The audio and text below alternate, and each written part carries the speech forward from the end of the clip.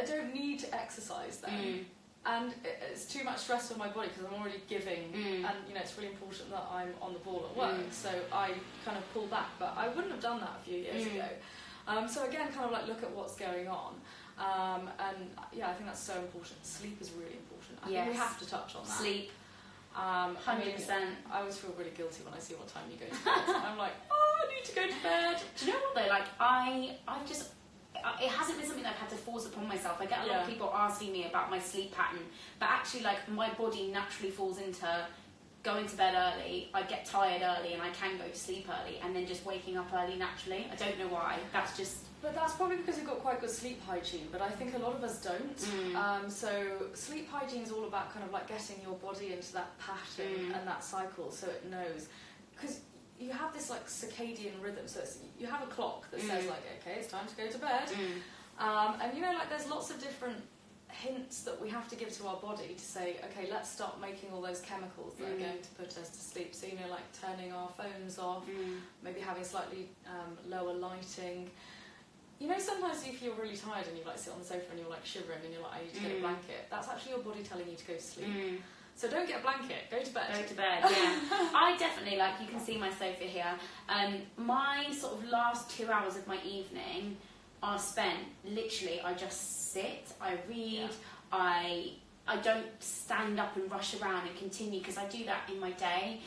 And that definitely, I think, prepares my body to know that now I'm resting, now I'm not moving, now it's time to go to bed kind of thing, and that does definitely help me. But I think you're right, sleep is also, in terms of recovery from everything as well, from stress, from exercise, it's really, really key. So I think, making sure that you prioritise that. Yeah, and so all of these things that we're talking about, it's all really important because they feed into different chemical pathways. It's not just all kind of like a psychological thing in the brain. It's all about all these little things that we do that we don't realise impact on our hormones and all the signals that come from the brain to various other tissues of the body.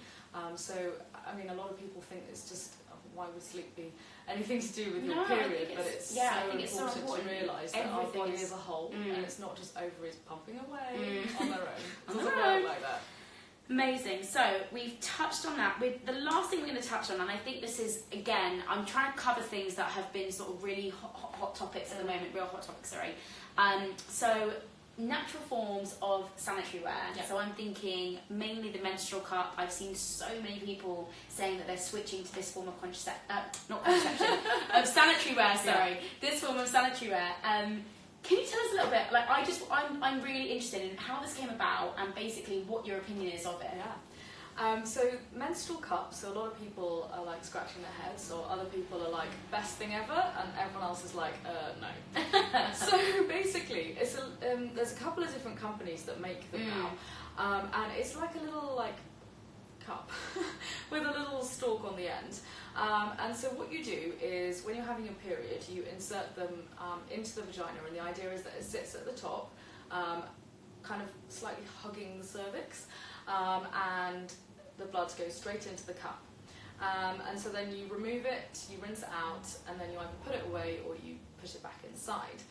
So it's great because they end up being way cheaper than tampons. They're much better for the environment. But I feel like there's also a lot of pressure on people to use them.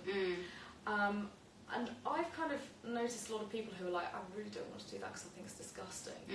I mean, you have... Just being totally honest, I don't use one. I still use tampons, and like I'm quite openly going to admit that.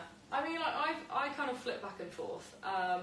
My thing is though, like, and you can maybe tell me this having used one, but you were just saying how you take it out and you rinse it out. But like at work, for example, we have like toilet cubicles, and then the sink is like not in the same place as the toilet cubicle. So I would essentially have to take it out when my period is quite heavy, then be bleeding while I then go to the sink to wash it out in front of other women. So it's just the like that to me, like the logistics of it, I can't quite get my head around yet. So then you maybe want to use it maybe on a day that you're at home or something like that, or you know, if you work in an office where it's like a toilet with a sink, then maybe that's more appropriate. Some people say you can use take a bottle of water with you and sort of mix it up that way. yeah, fine, could work. But you have to be quite cool with like seeing blood, which a lot of people really don't like. There's still this kind of taboo that like period blood is dirty. It's not, but you know, that's why we need to talk about this kind of thing more, to kind of like break that taboo. But you have to also be kind of okay with like putting your fingers inside your vagina, basically. I recommend, if you want to try one, first time you take it out in the shower. Oh, that's quite a good tip. Because, less chance of making a mess. You don't want to necessarily drop it down the toilet, that kind of thing. But also, a lot of people find them really uncomfortable. Really? Yeah, which is again why I'm kind of like, we shouldn't really be putting pressure on people to use them. If you find that you can't put a tampon in, it's too uncomfortable, you probably will find a menstrual cup even worse, because they are a little bit bigger. You know, by all means, please feel free to try one. But particularly, like a lot of people with endometriosis will probably find it really uncomfortable.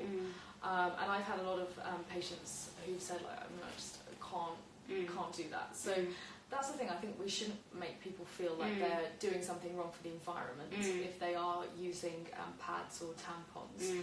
A lot of people are quite interested in these period pants these days. Have you seen them? These? Yeah. Yeah. So it's basically like a really tight pair of pants. Go ahead, feel free. Yeah. I had a couple of people messaging me saying, I've never had a UTI before, and now I've got a UTI. I mean, there's not really any evidence to show that they're any worse. Some people say also they're getting thrush. Again, really difficult to say that it's from those. Just try it and see what you think. Yeah, by all means. Amazing. Yeah. Thank you so much. Well, I have honestly learnt so much in this, like, however long it was, 40 minutes. Oh wow, 40 minutes! I know, it goes so quickly, but you are such a fountain of knowledge. And I did write on my post this evening, but menopause was something that so many people messaged me about to get Anita to talk about, and we decided to, for the right reason, seeing as we have already talked 40 minutes, not do that today, but I'm definitely going to get her back to do a chat on that. So if that's something that you're interested in, she will be back, don't worry. But I really hope that you guys found that useful. I'm just so grateful for you coming here and giving us all of your knowledge. We talked about a lot, so I'm actually going to try and save this video and post it onto my Facebook page, so that if you do want to refer back or be able to watch this back, it will be on there. But I'm also going to save it so that it's here for the next 24 hours if you do want to watch it again. Thank you so much for tuning in. Thank you so much to you for coming. No, thanks for having me. Such an honour. I think we just need to get this conversation. We need to. We've started it. We need to keep it going. Exactly, and I think I get so many messages from people. I really appreciate people taking the time to say that they find this kind of thing really helpful. So I'm always keen to hear what people want to hear about, other topics, things you want more information on. So yeah, keep it coming. Follow her, go and message her, send her lots of ideas of things to talk about, because everything she does is so well done and well written and really informative. So yeah, thank you so much. Have a wonderful rest of your Monday evening. And hopefully she'll be back soon. Bye! See you.